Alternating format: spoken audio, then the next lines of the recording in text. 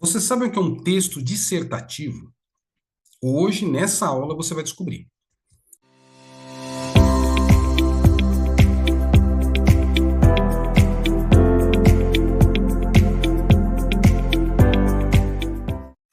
Estrutura do texto dissertativo. Vamos conhecê-lo, o famoso. Então vamos lá. Como eu disse aqui, essa modalidade de texto é a mais pedida em concurso.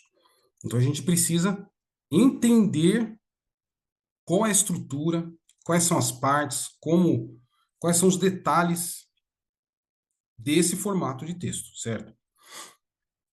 Basicamente, o texto dissertativo é aquele texto, certo, que você se posiciona, você opina em favor de um tema por meio de argumentos consistentes, certo? Então, geralmente nas redações, eles colocam temas, colocam textos sobre determinados temas, e aí eles propõem para você fazer um texto em que você tem que se posicionar, certo? Em relação àqueles temas, mas você tem que embasar com argumentos, exemplos, dados, tudo que você tiver à mão, tudo que você já tiver na sua bagagem, e aquilo que tiver nos textos ali que vão te ajudar também, os textos do tema, você vai usar tudo isso para construir um texto dissertativo, isto é, você vai defender o que você está, a sua posição, certo? Com dados, com conteúdo. Essa é a base do texto, do famoso texto dissertativo, certo? Qual que é a estrutura dele? A estrutura dele é três partes, certo? Muita gente já sabe, já conhece, certo? É a introdução, o desenvolvimento e a conclusão. A introdução você apresenta, depois nós vamos ter aulas que nós vamos nos aprofundar em cada um nós vamos nos aprofundar na introdução, no desenvolvimento e na conclusão, certo? A introdução, você coloca a sua ideia inicial, você fala do que você vai tratar naquele texto. O desenvolvimento é aí que você entra com as suas argumentações, com o seu conhecimento, com o seu conteúdo, com os dados, com as coisas que você vai lançar mão ali para jogar ali no, na sua argumentação. E a conclusão, você fecha toda a ideia que você desenvolveu, que você percorreu, você fecha ali, certo? Essa é a estrutura básica que depois a gente vai se aprofundar em cada uma delas em aulas específicas, certo? O que é importante a gente entender aqui, na questão da estrutura, é o quê? A introdução e a conclusão, elas têm que ser menores do que o desenvolvimento. Isto é, a soma da introdução, da introdução e as linhas da conclusão, elas têm que ser menores do que as linhas do desenvolvimento. Por quê? Porque é no desenvolvimento que você vai realmente explorar o tema e mostrar o que você conhece, como você se posiciona, como você coloca as suas ideias, certo? A introdução e a conclusão é só uma abertura e um fechamento. Então não tem sentido a introdução e a conclusão juntas ou até separadas serem maiores que o desenvolvimento, certo? Então a gente tem que ter essa noção, para a gente não se perder ali na prova, certo? Se empolgar na introdução, ou se empolgar na conclusão e o recheio, né, do texto principal ali ficar fraco, certo?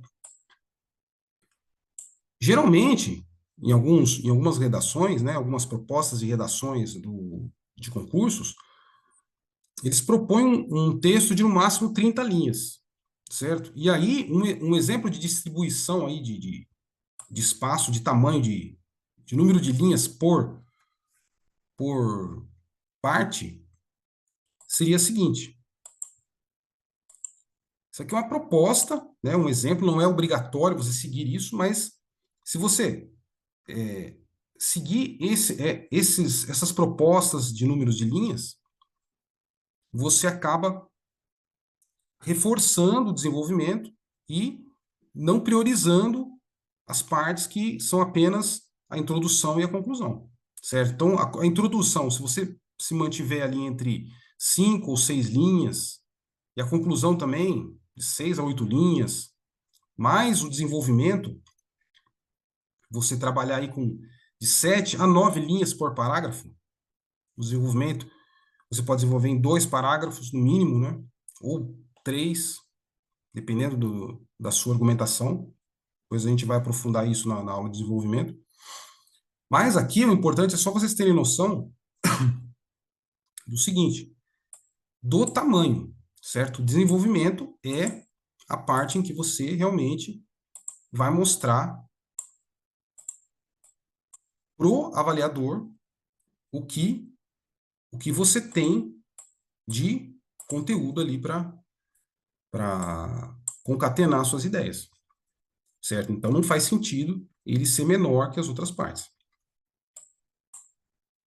É importante, certo, que você mantenha esse texto em terceira pessoa, certo? Por quê?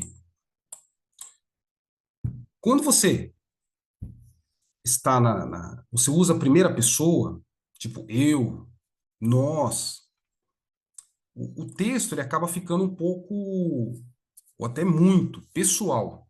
E isso acaba tirando um pouco da credibilidade, certo? Quando você trabalha em terceira pessoa, o texto fica mais impessoal, fica mais objetivo, certo? E acaba levando para o avaliador um pouco mais como eu disse, de credibilidade, certo?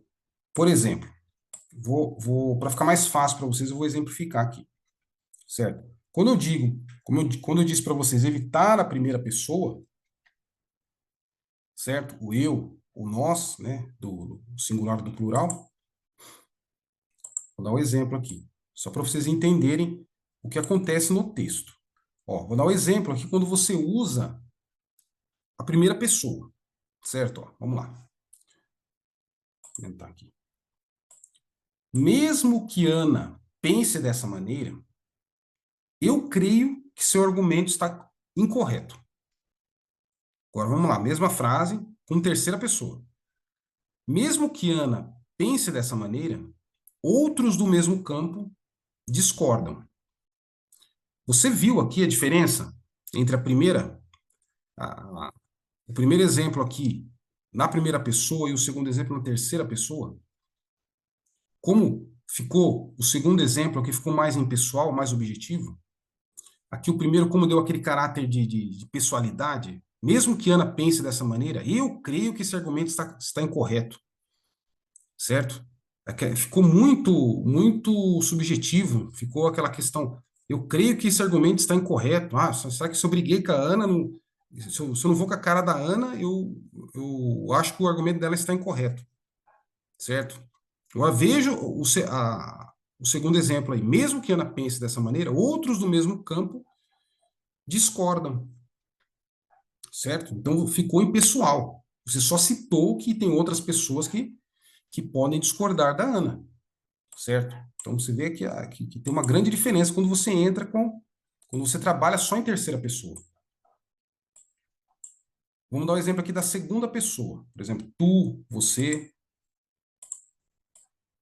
Vamos lá. Ó. Primeiro exemplo na segunda pessoa. Se você ainda discorda, não deve saber dos fatos. Agora o exemplo em terceira pessoa. Alguém que ainda discorda não deve saber dos fatos. Certo? Então, aqui, ó, veja no primeiro exemplo. Se você ainda discorda, é porque você não deve saber dos fatos. Tá dando aquela impressão que, tipo, você ainda. Ó, se você ainda discorda, é porque você ainda tá. Você é meio ignorante dos fatos, você não tem a informação, entendeu? Dá a impressão? Ó a diferença. Alguém que ainda discorda não deve saber dos fatos. Então, aqui dá um caráter mais como eu digo, em pessoal, né? Aquela questão tipo, alguém que ainda discorda é porque ainda não teve acesso aos fatos. Vocês entenderam quando você trabalha com a terceira pessoa, a diferença que dá? Quais são os termos que a gente pode usar em terceira pessoa? Alguém, algum, nenhum, qualquer um, todos, ninguém, outros, tudo, pesquisadores, quando você vai citar alguma coisa de pesquisa, de cientistas, autores, especialistas, dizem, certo? Vou dar exemplos aqui, então, de uso da terceira pessoa. Você pode se sentir tentado a concordar sem saber de todos os fatos, certo?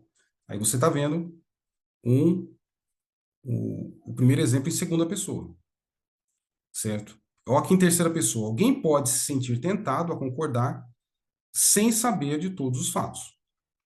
É o mesmo caso que eu passei no exemplo anterior, certo? Então, alguém aqui, o termo alguém é um termo que está em terceira pessoa. Então, veja a diferença novamente. Você pode se sentir tentado a concordar sem saber de todos os fatos. Alguém pode se sentir tentado a concordar sem saber de todos os fatos. Ficou uma coisa geral. Não foi uma coisa você, não é eu e você, aquela coisa pessoal. Então, o texto dissertativo, quando você trabalha em terceira pessoa, ele fica muito mais objetivo e impessoal, certo? Com relação à estética, a estética do texto, certo? Primeira coisa, até falei já na aula anterior, questão da letra legível. Falei e vou reforçar porque isso é importante. Então, há editais, né, na grande maioria, eles vão escrever que a letra tem que ser legível. Geralmente, eles não determinam se vai ser cursiva ou letra de forma, certo? Mas, como eu disse, não misture. Se você começou com letra cursiva, vá até o final. Se você começou com letra de forma, vá até o final. Se for letra de forma, você tem que procurar diferenciar as maiúsculas das minúsculas, certo? Para o avaliador saber se você está, está utilizando, né, as letras maiúsculas e minúsculas nos locais corretos, certo? Recuo no parágrafo. No início de cada parágrafo, tem que ter o recuo, certo? Eu vou mostrar para vocês daqui a pouco um exemplo de uma redação. Não pular linhas, então vai ter o campo lá. Você não deve pular linhas, porque senão você não. Se o texto é de, por exemplo, um limite de 30 linhas, se você começa a pular linhas, você já começa a desobedecer o determinado pelo edital, certo? E não ultrapassar os limites do campo de onde está destinado ali o texto definitivo. Então, vou mostrar para vocês aqui na prática, que vai ficar mais fácil de vocês entenderem. Ó, essa redação aqui foi uma redação que teve nota muito boa no concurso do Enem 2021, certo? Então, vocês estão vendo aqui aqueles tópicos que eu falei. Lembra? Ó? Recuo, tá um recuo pequenininho aqui, mas tem o recuo, tá caracterizado o recuo no início de cada parágrafo, certo? O avaliador vê que aqui é a introdução, que aqui são os parágrafos do desenvolvimento, e aqui é o último parágrafo, que é o parágrafo da conclusão, certo?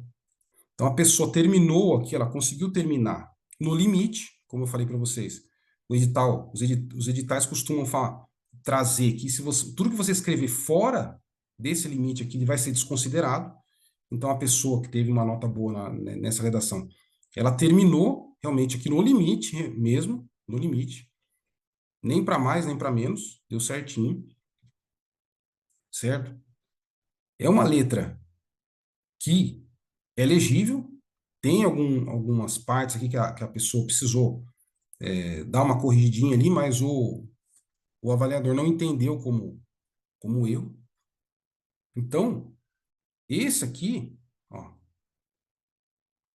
com certeza, o limite era no máximo 30 linhas. E a pessoa aqui, ó, Então, quando vocês forem, isso a gente vai detalhar mais para o final do nosso curso, nas aulas finais, para você ter o controle do que você está escrevendo, para você realmente não ultrapassar, certo? Esse aqui é um exemplo de um texto dissertativo colocado na prática realmente do aqui, ó, não tem não tem espaço para título, certo? Então é realmente o texto direto, certo?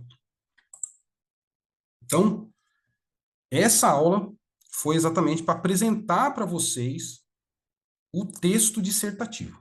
Nas próximas aulas, a gente vai realmente aprofundar em cada parte do texto dissertativo, para você realmente conseguir treinar de forma eficaz e realmente entender o que cada parte do texto dissertativo, qual é a função de cada parte do texto dissertativo, certo?